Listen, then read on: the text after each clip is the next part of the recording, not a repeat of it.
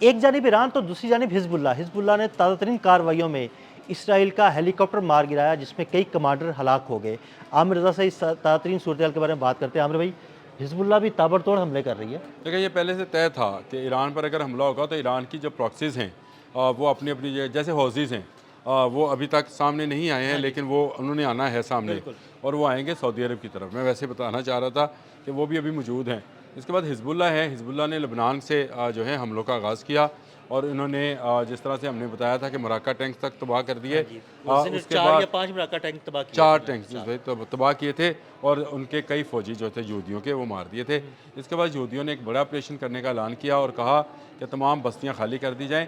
ये जो लेबनान का इलाका है ये ज़्यादातर असाई आबादी पर मुश्तमिल है। सही। इसको खाली कराना शुरू किया गया और अब तक ये पता चला है कि 5 लाख के करीब घराने जो हैं वो बेघर हो चुके हैं, क्योंकि इसराइल ने कहा था कि मैं यहाँ पर एक बड़ा ऑपरेशन करने जा रहा हूँ। बड़े ऑपरेशन का आगाज़ कल किया गया और उसमें कमांडोज़ जो थे उनको उतारा जाना था और उनको उतारने के बाद वहाँ पर ज़मीनी ऑपरेशन था और हिजबुल्लाह के जो हाइडआउट्स थे उनको तबाह किया जाना मकसद था।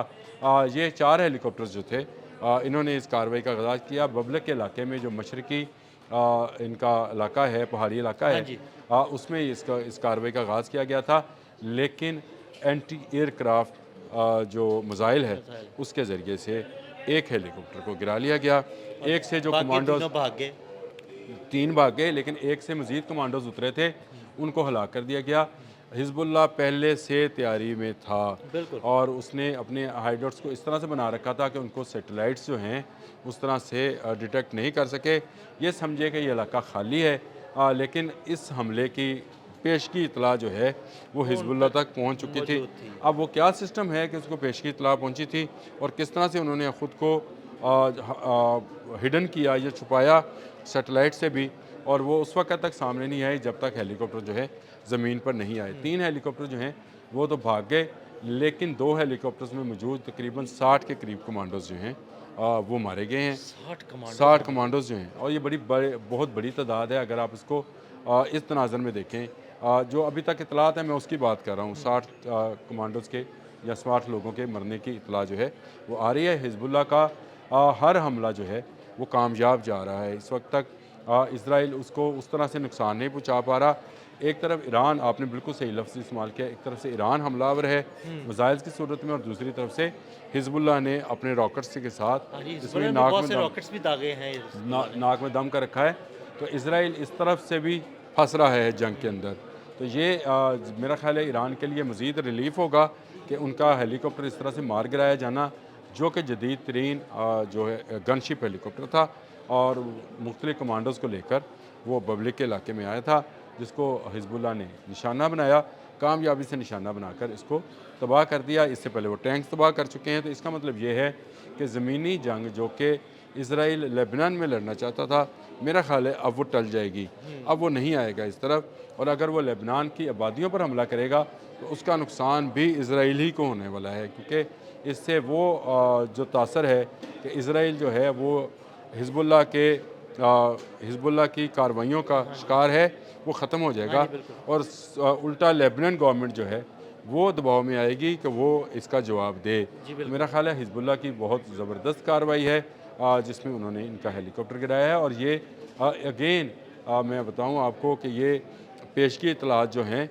इसका निज़ाम जो ईरान और हिज़्बुल्लाह के पास है, मेरा ख़्याल है वो बहुत ही जदीद है कि उनको इतलात होती हैं, हाँ जी। जबकि उनकी हाइडआउट्स को या उनके बंकर्स को तलाश नहीं किया जा सक रहा है। तो एक लंबे अरसे से हिज़्बुल्लाह भी इस जंग की तैयारी कर रहा था। देखें 25 साल से तो ईरान तैयारी कर रहा है और ईरान की जो प्रॉक्सीज़ हैं जैसे हौज़ीज़ हैं या हिज़्बुल्लाह है, हमास है, वो भी अपनी अपनी तैयारियों में थे। एक छोटी सी पट्टी गज़ा की इसराइल इतनी बड़ी जंग में नहीं ले नहीं सका। ले सके। बिल्डिंग उसने ज़रूर तबाह की, कुछ लीडरशिप को भी मारा, ठीक है, हमास का भी नुकसान हुआ, लेकिन आखिरकार मुज़ाकरात के ज़रिए ही अपने यहूदी उसने वापस लिए, इवन उनकी लाशें भी वापस ली और उसके बदले में हमास के सैकड़ों लोग जो थे उनको रिहा उसको किया। रिहा किया। इसी तरह से मैं आपको ये बार बार ये बात कहता हूँ, जंग मसलों का हल नहीं, मुज़ाकरात मसलों का हल है। अब तो खैर पोप लियो ने भी ये कह दिया कि भाई मुज़ाकरात करें, इतनी बड़ी जंग जो है दुनिया अफोर्ड नहीं कर सकती है। बिल्कुल। तो ये पॉप लियो का ये मैंने इसी में चलते चलते ख्याल आ गया कि पॉप लियो जो हैं जो कि रोमन कैथोलिक चर्च के जो को लीड करते हैं, उन्होंने भी इस जंग की मुखालफत कर दी है। और ये सीधा सीधा अमेरिका पर दबाव है क्रिश्चियन कम्युनिटी की तरफ से भी, क्योंकि ये लेबनान के जो इलाके खाली कराए गए, मैंने आपसे हाँ जी, कहा यहाँ पे क्रिश्चियन ये कम्युनिटी क्रिश्चियन कम्युनिटी की यहाँ पर आबादी ज़्यादा है। तो ये पॉप लियो की तरफ से भी आने वाला जो बयान है, ये जाहिर करता है कि ये जो ज्यूइश लॉबी के पीछे लग कर डोनाल्ड ट्रंप ने हमला किया है, इसमें उसको आने वाले वक्त में क्रिश्चियंस की हमायत जो है वो ख़त्म होती नज़र आएगी। देखें जो ममालिक जो हैं कैथोलिक चर्च से वाबस्ता हैं, जैसे फ्रांस है, तो वो इस तरह की अगर पॉप लियो बात कर रहे हैं और कल को वो कहते हैं कि तमाम ईसाई जो हैं इससे पीछे हट जाएँ, तो तमाम कैथोलिक वाले जो हैं वो पीछे हट जाएंगे। इससे अमेरिका मज़ीद कमज़ोर हो सकता है, इसराइल भी मज़ीद कमज़ोर होगा। तो ये वो मामला है जिसको लेकर जो है मैं बयान करना चाह रहा था कि हिज़्बुल्लाह जो है उसने एक बड़ी कामयाबी हासिल की, एक हेलीकॉप्टर तबाह किया, कई कमांडोज़ जो हैं उनके हलाक होने की इतला है। 60 की तो मैंने ऐसे ही बोला था, लेकिन ये था कि इतलात 60 के करीब हैं, लेकिन कितने कमांडोज़ हैं, कितने उसके फ़ौजी हैं, पायलट उनका जो है वो हलाक है। और इसराइल ने ये ऑपरेशन शुरू किया था जिसका उसको भारी नुकसान उठाना पड़ा। पहले उसके मुराकब टैंक जो थे वो ज़मीनी हमले में तबाह हुए, और उसके बाद अब उसके इसका हेलीकॉप्टर जो है उसके वो भी कमांडोज तबाह मारे हुआ है, गए। कमांडोज़ मारे गए।